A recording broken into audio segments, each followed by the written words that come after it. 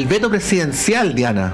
Se suponía que esto iba a ser sencillo, pero de sencillo no ha tenido nada, y de hecho estamos todavía un poquito lejos de que se resuelva, porque en el mejor de los casos podría despacharse principios de agosto. Lejos que se resuelva, pero muy cerca de las elecciones.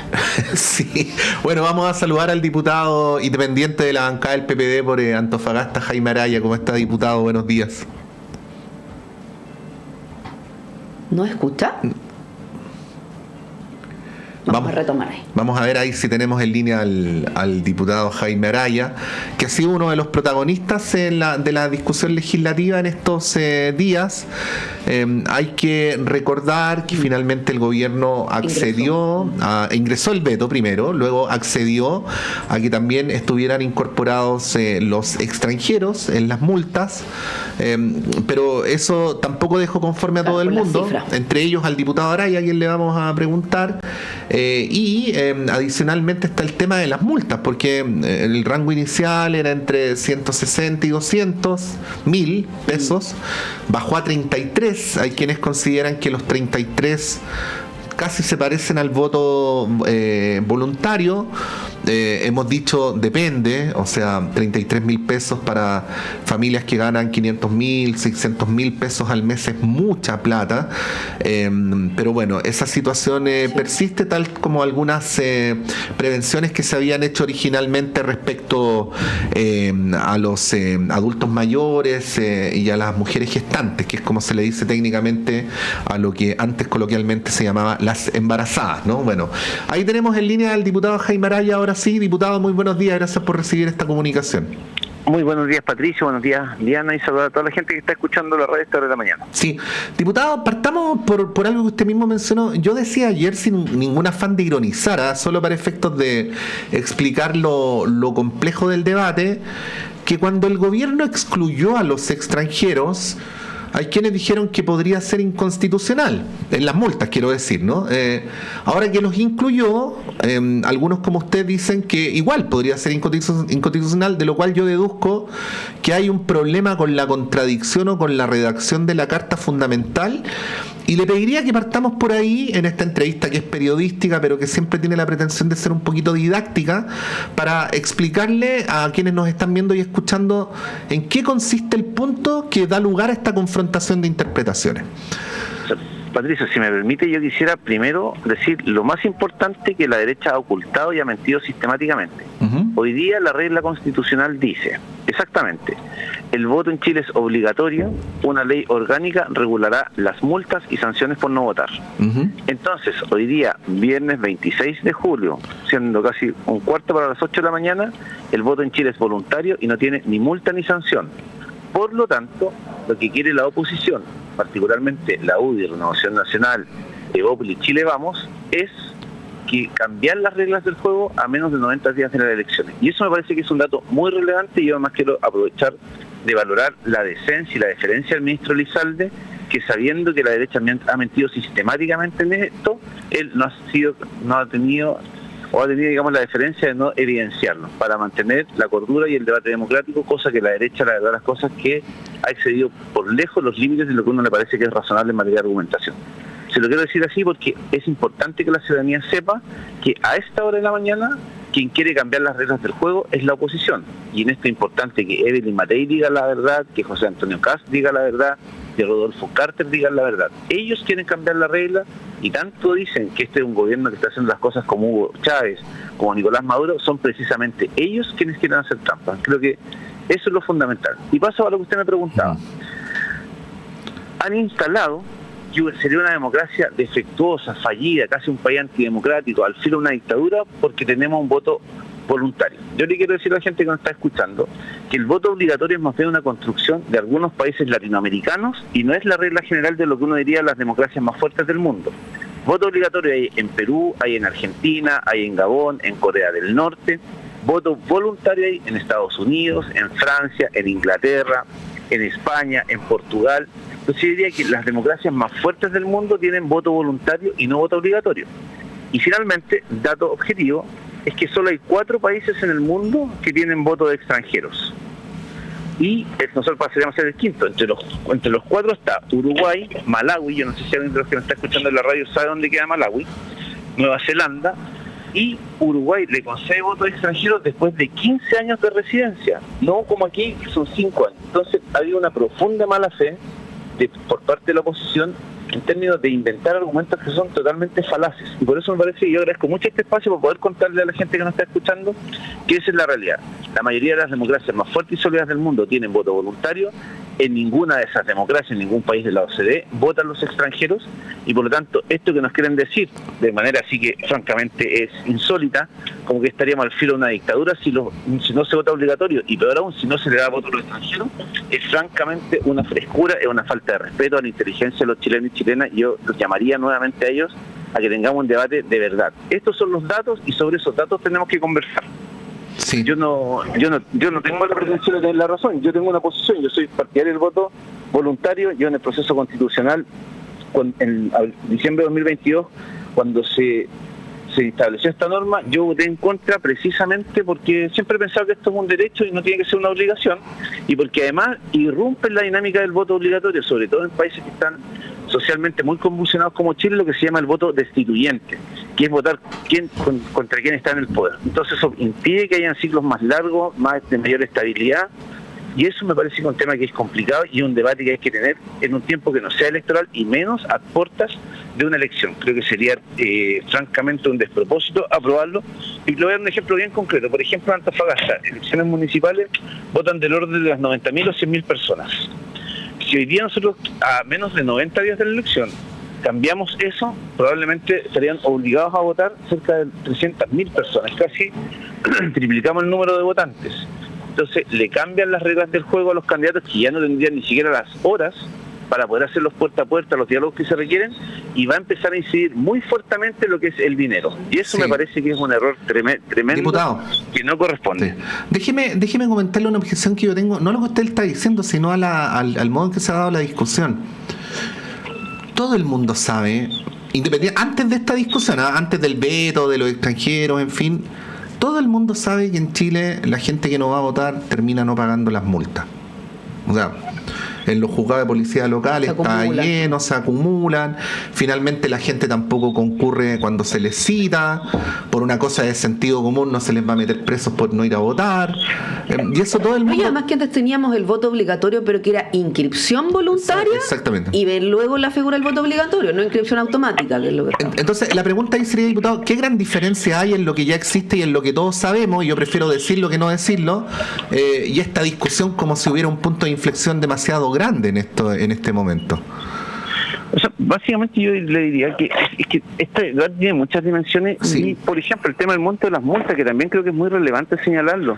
O sea, cuando aquí se quiere plantear una multa de 300.000 pesos, que se viene a decir por parte de la derecha, y no quiero dejar pasar ese punto, y que cómo hacer una multa de 30.000 pesos, que eso es muy poca plata. Bueno, ellos proponen, la mesa de expertos técnicos de la reforma de pensiones, que la PGU no tiene que ser universal, pero además no puede ser de 250.000 pesos, porque eso es mucho, sino que línea de pobreza. En términos redondos, proponen subir la PGU casi 15.000 pesos, es decir, 500 pesos al día, y eso es mucha plata para los pensionados, pero a la hora de la multa es muy poco, 30.000. Entonces, por favor, pónganse de acuerdo y tengan un mínimo de coherencia de lo que están diciendo.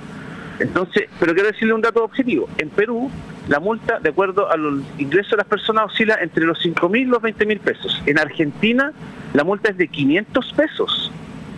O sea, no hay una multa como la que se pretende de 300.000 pesos en ninguna parte del mundo. Entonces, nuevamente, son bien deshonestos a la hora de los argumentos, y eso creo que es un tema que uno no puede dejar de denunciar. Y cuando hoy día pretenden establecer la multa a última hora, yo creo, vuelvo a insistir, es cambiar las reglas del juego para darle el gusto, porque además de que, ¿por qué surge esto? Piensa usted que la UDI presentó un proyecto para expulsar y no votar extranjeros hace, yo diría, 2 años, pero ahora se dieron cuenta en estudios que están hechos por republicanos, que se llama Chile Profundo, que analizaba el impacto del voto obligatorio extranjero, que los extranjeros votaban por la derecha y básicamente por republicanos. Y yo quiero más de decirlo, Patricio, Diana, le están dando un enorme subsidio a republicanos. Si la gente que va a votar de los extranjeros no van a votar por Renovación Nacional ni la UDI, van a votar derechamente por José Antonio Kast. Eso creo que es una evidencia que es irrefutable. Esto no es un invento mío, lo dijo el diputado del Partido Republicano, José Carlos Mesa, en el debate en la Cámara, leyó los datos de cómo los extranjeros votaron por el rechazo en el primer proceso constitucional y cómo Kast sube exponencialmente su apoyo cuando se introducen los extranjeros. Entonces esto es puro cálculo electoral, y vuelvo a insistir. ¿Y por qué ahora? Porque se dieron cuenta que les favorecía y por eso quieren cambiar las reglas. Entonces, yo, como digo, estoy tratando de ser objetivo. Yo tengo una posición, yo soy defensor del voto voluntario, creo que cambiar las reglas ahora no corresponde, pero me parece que lo mínimo que tú tiene que ser objetivo en las cosas y tratar de aportar antecedentes para que la gente se vaya formando su juicio y su propia opinión. Diputado, claro, ayer la ministra Toá, considerando ya en qué condiciones se ingresa este veto, hablaba de efectivamente de que estamos teniendo una serie de consecuencias que nadie calculó por este cambio al voto obligatorio y que sería necesario legislar con calma. Pero lo cierto es que estamos a puertas de estas elecciones.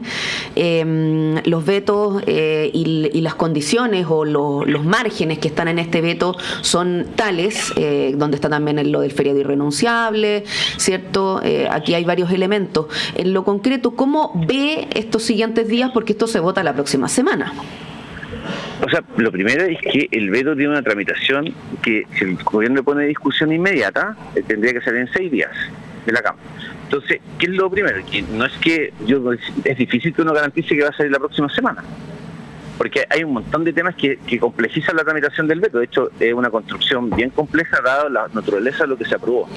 Entonces, en lo concreto, ¿qué es lo que debiera pasar? Que en el Senado se aprueba ese rechazo. De hecho, yo el día que el gobierno ingresa el veto, están absolutamente, yo creo que fuera de sí, fuera de sus casillas, varios diputados de los que hablaron de manera que no corresponde respecto al ministro Elizalde, y dijeron que iban a rechazar.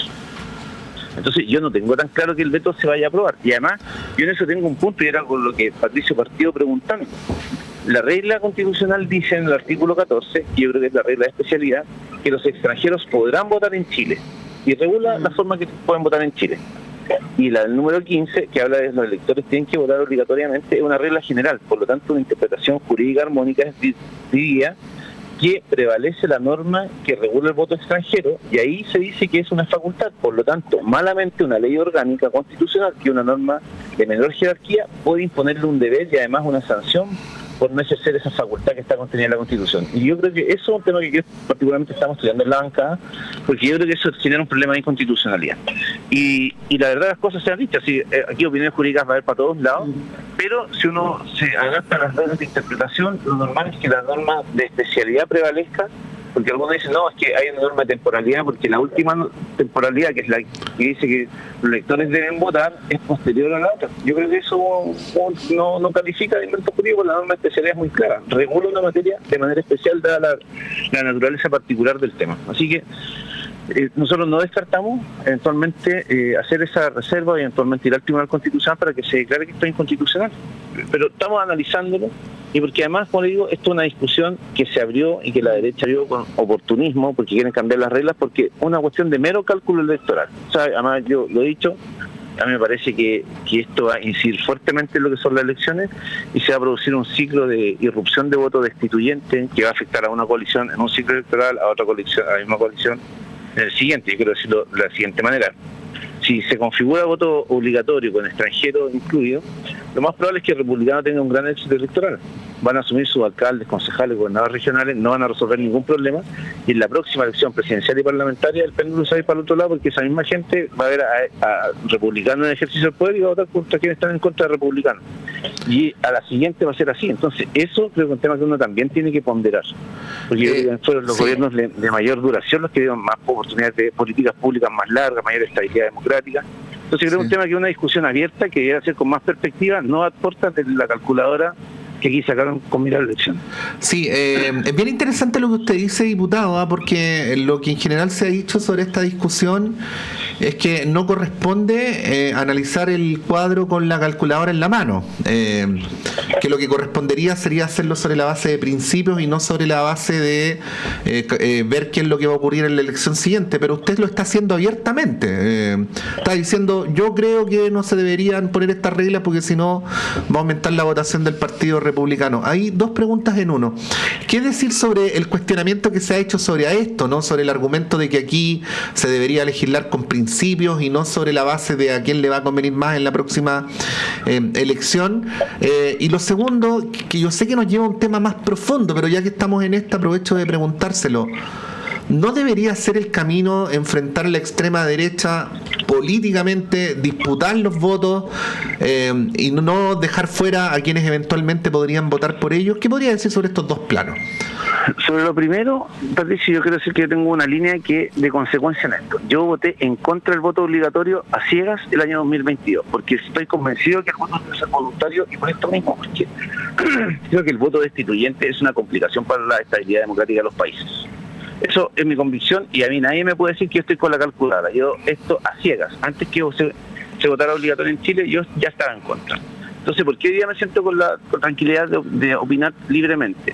Porque quiero decirlo, hay mucha hipocresía. Si aquí todo el mundo que dice, mire, estamos pensando en principios, la sanidad de la democracia, es mentira. Quieren cambiar las reglas del juego porque se dieron cuenta que numéricamente les conviene. Y yo mantengo la línea argumental que siempre he tenido. O sea, yo de esto no me voy a mover. Yo sigo diciendo que a mí me preocupa el voto destituyente. Ahora usted me dice, ¿por qué no dejar a la gente? Si yo no estoy dejando fuera a nadie, el voto es voluntario. Si lo que yo estuviese proponiendo es que no podrán votar tal y cuales personas, salvo en el caso de los extranjeros, que yo creo que no tienen que votar en Chile, ahí yo le aceptaría la reclamación y la objeción que usted me hace. Pero yo no estoy privando del voto a nadie. Lo que yo estoy diciendo es que sea voluntario. El que quiere votar, que vote. Pero formalmente tenemos voto obligatorio, diputado. ¿Perdón? Formalmente tenemos voto obligatorio. Sí. O sea, si queremos que el voto sea voluntario, legislemos para que el voto sea voluntario. Yo creo que es una discusión abierta, pero el voto formalmente es voluntario, y lo que uno debería deducir, y usted aquí corríjame con total libertad si estoy equivocado, es que las normas subalternas deberían contribuir a que se cumpla lo que se señala en el marco general. Y el marco general es que tenemos un sistema de voto obligatorio. No, en eso efectivamente usted tiene toda la razón en lo que dice. No se ha dictado la norma de regulación de ley orgánica que efectivamente imponga sanción o multas por no votar. ¿Cuánto es la multa? ¿Cuánto es la sanción? Es una pregunta abierta, porque además, yo qué es lo que digo, que forzar a las personas a votar y decir, mira, que no los privan de votar. Si yo no estoy privando a nadie de votar, la gente libremente puede decirlo o no. Y uno, le vuelvo a insistir, en plata chilena la multa en Argentina es de 500 pesos. 500 pesos. En Perú son de 5.000 pesos. Mira, hay multas de 18.000, pero no hay ninguna multa de 300.000 pesos. Entonces yo vuelvo a mi punto. Yo creo que el voto debe ser voluntario. Insisto, como digo yo, en esto a ciegas. Lo sostuve, votamos creo que 4 personas en diciembre de 2022 en contra del voto obligatorio, y hoy día esta discusión tiene este componente que creo que hay mucha hipocresía. O sea, a ver aquí, cuando algunos senadores o algunos diputados hablan en nombre de la democracia, sabiendo que están con la calculadora debajo de la mesa, además una calculadora que se le corrieron los números, porque vuelvo a insistir, esto va a favorecer muchos republicanos. Si usted me dice, mire, a la extrema derecha hay que enfrentarla así o así, yo creo que la extrema derecha efectivamente hay que enfrentarla en el campo de las ideas, en las batallas, pero no obligar a la gente a votar. Porque además todo el mundo puede libremente votar. Yo creo que es un tema que debería estar fuera de discusión. Esto es como los retiros provisionales. Tanto se habla de los retiros provisionales, la gente que es detractora, que como que fuera obligatorio. No es obligatorio. El que quiere lo hace, el que quiere no lo hace. Entonces también es importante que en el contexto de la discusión no se nos pretenda llegar al campo decir como que porque uno está en contra del voto obligatorio le estamos quitando el derecho a votar a las personas, porque eso no es algo que sea real. Eso es un argumento que no tiene sustento ni jurídico, ni práctico, ni empírico, nada. O sea, la gente si quiere ir a votar va a votar libremente.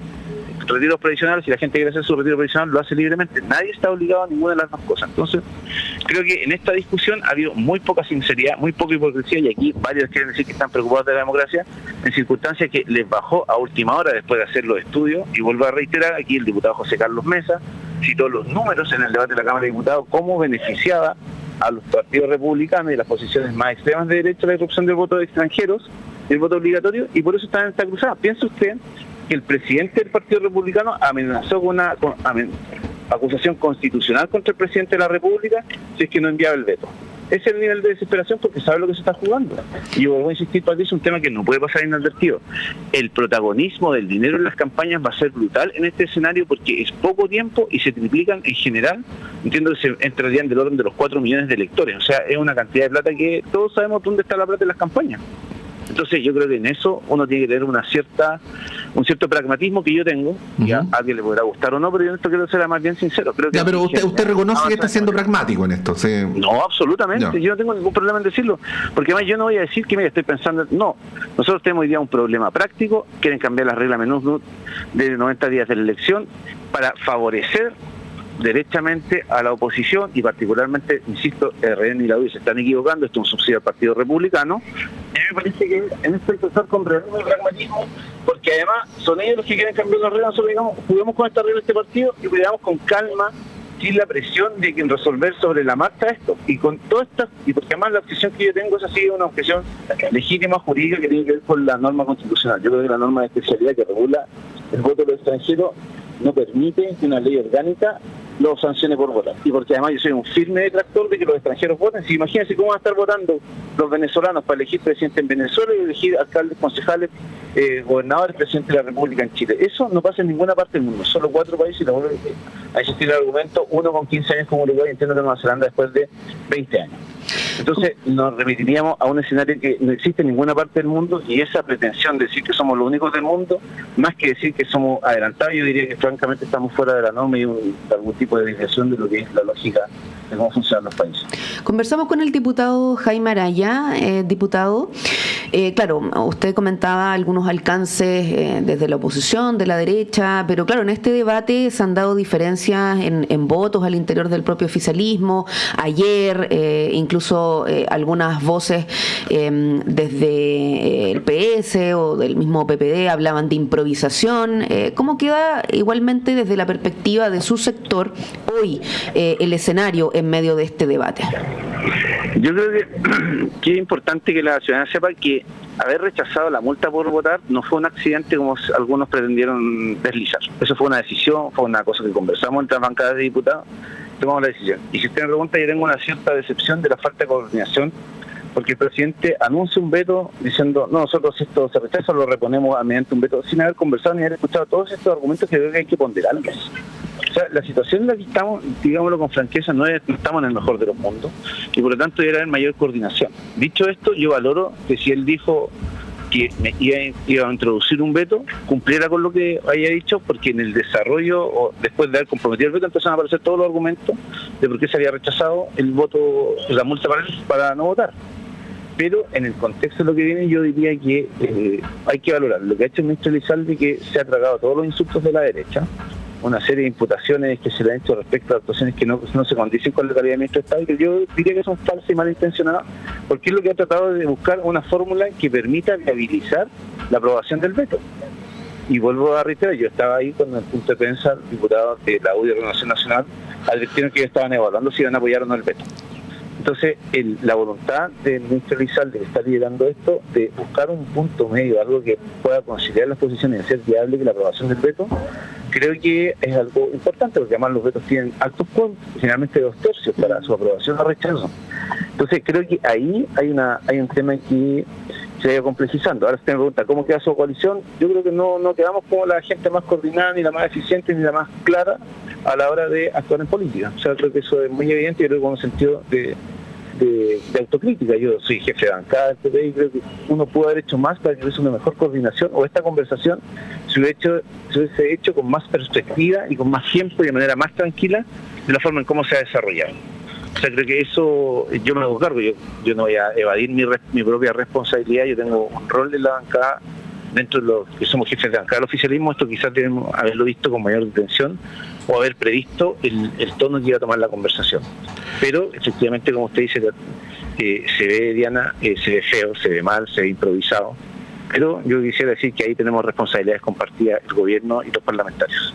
Diputado Jaime Araya, le queremos agradecer por esta conversación. Que tenga un buen viernes y un buen fin de semana.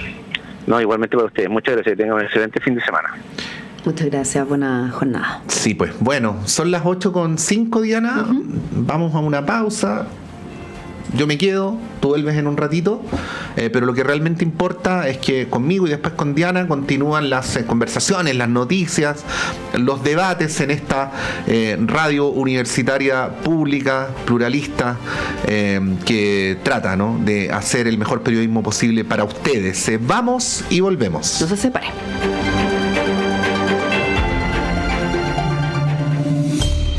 En estos tiempos, elija un servicio serio, confiable y de primera línea. Servicio de sanitización y control de plagas urbanas de la Universidad de Chile.